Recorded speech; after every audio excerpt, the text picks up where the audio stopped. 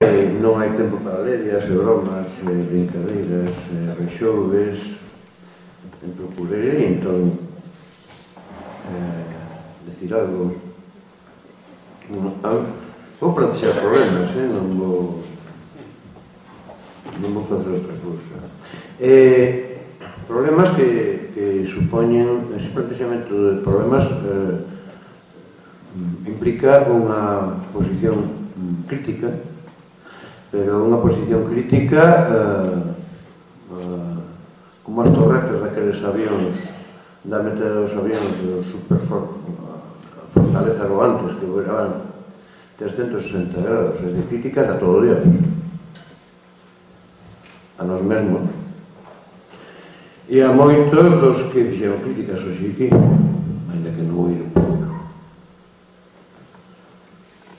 Bueno, vamos a ver, eu teño un problema para empezar de conceptos, un problema de concepto de léxico. Cando se fala de esquerdas, a que esquerda se refire, ou seña, cal é o contido, o significado, cal é o contido do significante esquerda cando se utiliza esa.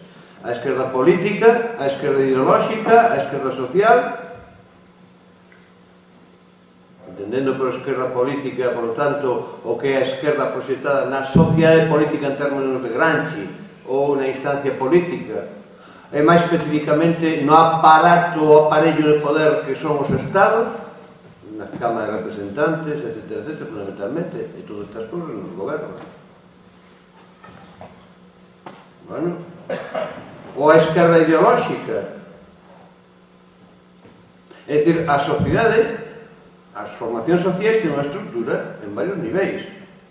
A esquerda non existe só a un nivel.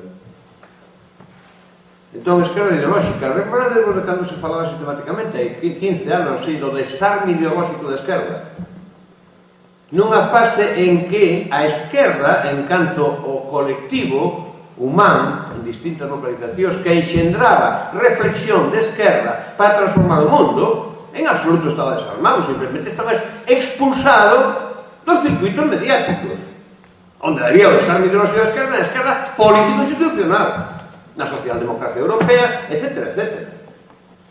Ou había obsolescencia e esclerose do pensamento e do debullamento ideolóxico e da capacidade de creatividade programático, etc., etc., en certas esquerdas que seguían sendo moi esquerdas, pero absolutamente dogmáticas e estáticas.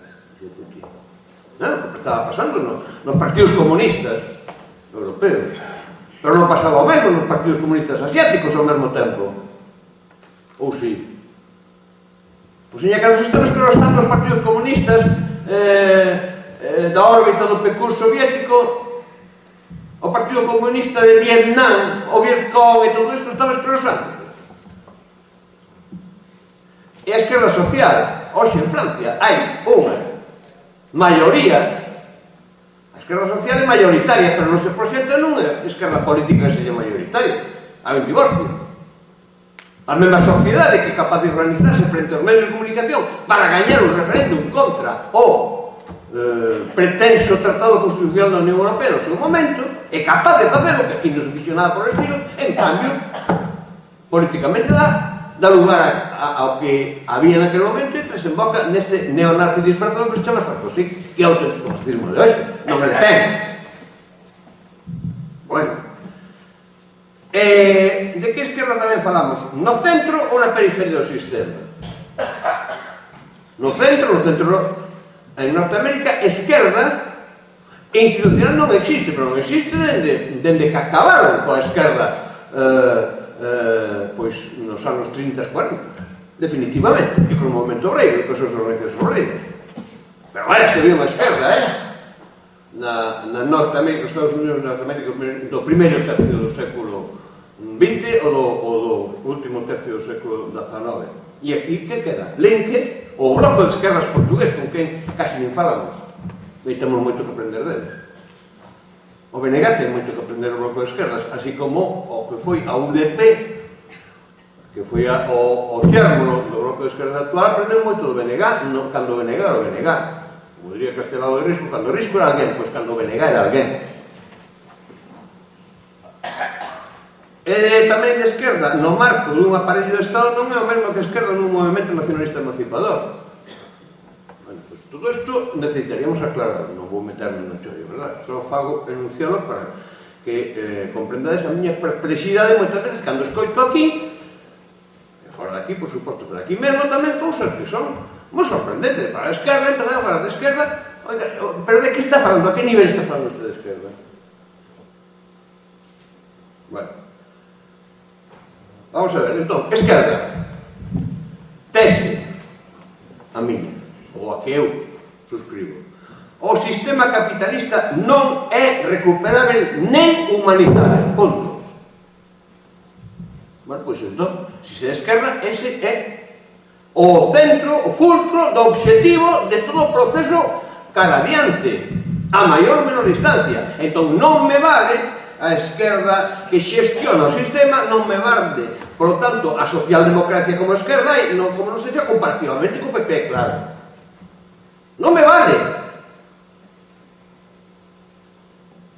Outra cousa é que para facer un proxecto de alianza de clases que permita, primeiro, botar de onde están empobrelados os delincuentes individuais e colectivos que gobernan hoxe o planeta, dende Wall Street e cousas por o estilo, hasta o Pentágono, que naturalmente que é un aliado aos sectores cívicos que ideolóxicamente son socialdemócratas, son aliados e hai que captalos.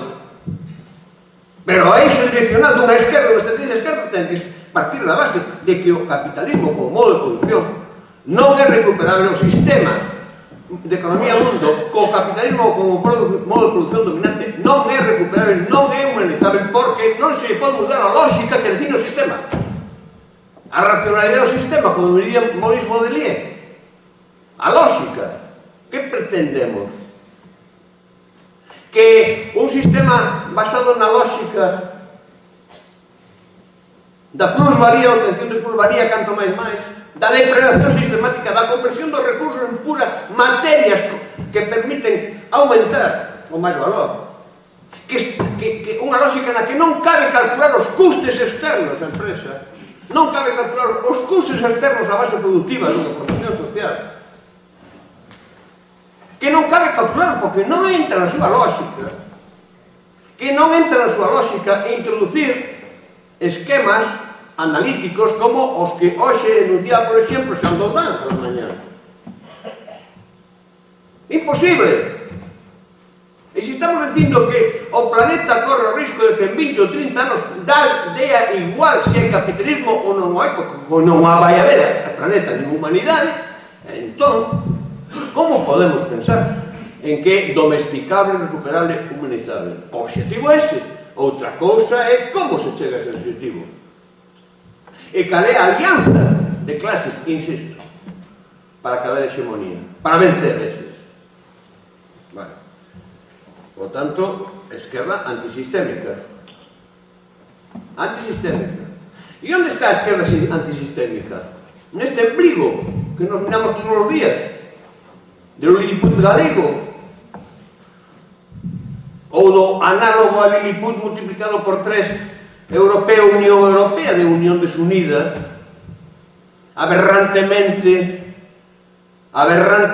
dirixida a cada unha carreira de botarle o pulso ao dólar, ao euro, que estamos vendo que está pasando, con todo o sacrificio que supuxo, e que pode ocurrir que dentro de 4 anos non haxa euro, pero sí unha Europa estragada. Estamos nos preocupando de moitas cousas e non estamos pensando que se cadra a volta da esquina está que Europa sexa terceiro mundo e que entrou que somente os BRICS sexa o primeiro mundo.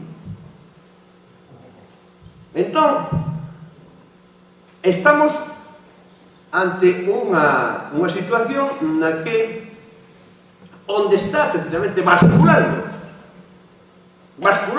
socialmente a correlación de forzas, e polo tanto onde está avanzando a esquerda, é precisamente na periferia do sistema e non no centro. E que o plantexamento que está conseguindo facer eso é a nova configuración de suxeto histórico plural que está no centro dos movimentos antisistémicos. E iso sabe moi ben Camilo. que tivo moi claro no principio, aproveitando cando ele estaba no Parlamento Europeo, por tanto, cando Galiza tiña presencia, que ese proceso foi seguido de perto, e sempre estivemos implicados neso, a xente que estábamos cos ollos abertos. Naturalmente, a Secretaría Político do Unido Pobo Galego nunca interesou.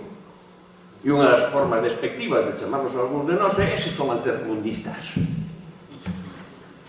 É como si a mediados do 19, cando se crea a Primera Internacional, dicen, esos mamarrachos del Marx, Engels, esos pelagatos que están aí, non se enteran de nada, que lo que vale es la jeunesse dorée por revolucionaria napoleónica. E cales son os esquemas? Non valen os esquemas europeos da cultura europea. Non valen. Ten toda a razón Sousa Santos, Boaventura Sousa Santos, que é un tipo dunha gran categoría interior, pero como portugués aquí non se lle fai caso ningún. Ni siquiera sabe quen é.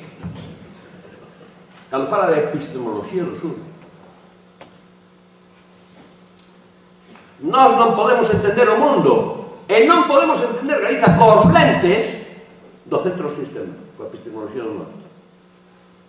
E se o nacionalismo avanzou socialmente e se traduciu nun avance político, foi cando se empezou a deixar de contemplar Galiza nos mesmos cos lentes do centro do sistema, porque eses lentes do centro do sistema fabricábase en Madrid, para entenderlo. La Villa e Corte, da que Antolín Faraldo hai casi 200 anos xa, 160, 70, dixo que Galicia era unha colonia, que non inventou Bellas. Esta é a realidade. Entón, imos a intentar debullarnos a cabeza sobre que si a esquerda A, B, C, non sei que, centella. Non, señor. Non, señor.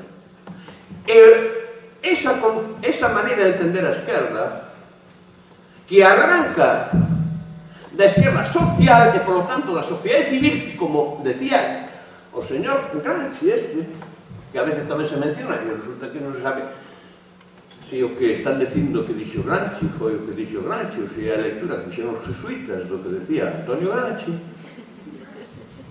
como pasou no UPG, que moitas veces aprenderon con Máximo naquele libro do padre Calvé, que era o uso do Máximo, o padre Calvé, espléndido lá no 1960, e aprenderon no padre Calvé o que era o Máximo, máis claro.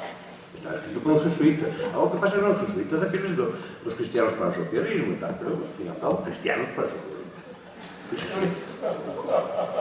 Bueno, pois, nesos, hai unha estrategia en 3 planos. Resistir ao ultraliberalismo, os neocons. Resistir. Segundo, aguilloar as pulsións reformistas e reformistas do establishment, dos estilos, como de que se falaba, aguilloadas, para procurar radicalizadas. E, polo tanto, a estos do Global Social Democracy, da socialdemocracia global, del Green New Deal, adiante, claro, sí, porque hai que utilizarlo para choque frente a estas bestias, a barbarie do poder, os nazis. Oxe, os neonazis están en San Caetano. Porque o señor Sarkozy